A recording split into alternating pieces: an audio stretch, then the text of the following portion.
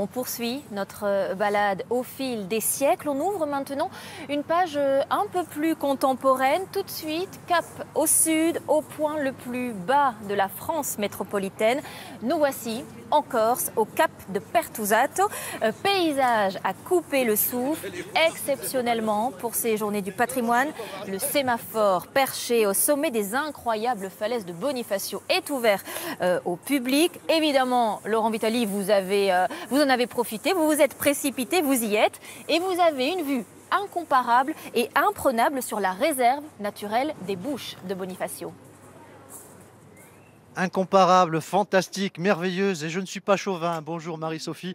Vous le voyez, ce sont des centaines de privilégiés qui depuis ce matin défilent par petits groupes ici dans le sémaphore. C'est la Marine nationale qui nous accueille et ils font preuve d'une très belle pédagogie. Et puis ces gens sont très curieux du comment et du pourquoi de l'existence de ce sémaphore qui a été construit au 19e siècle et complètement rénové en 2001. Vous parliez de la vue, effectivement, là on est à 12 km des côtes sardes. On peut les apercevoir d'ici. On aperçoit l'île de Caval ou les fameuses îles Lavezzi et bien sûr, on surplombe la réserve naturelle des Bouches de Bonifacio, un lieu magique et à découvrir bien évidemment, et un lieu riche en patrimoine et où la préservation est très importante par le biais de l'Office de l'environnement. Et on en parle tout de suite avec Madi Kanché, mais vous êtes la directrice de la réserve naturelle de Bonifacio.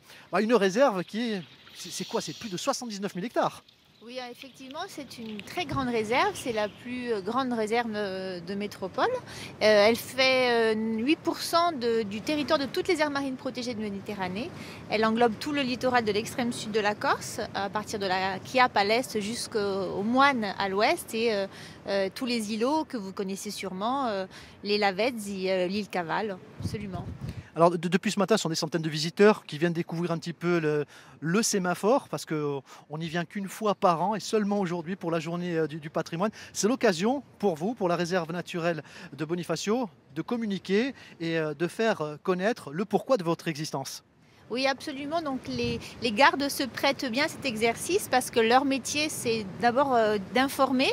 Ensuite, ils pourront dresser procès-verbal lorsqu'une infraction est commise. Mais là, pour l'instant, aujourd'hui, ils informent le public. L'an dernier, il y avait à peu près 400 personnes qui se sont déplacées sur les deux sémaphores. Là, cette année, c'est le sémaphore de Pertusato qui donne sur la Sardaigne.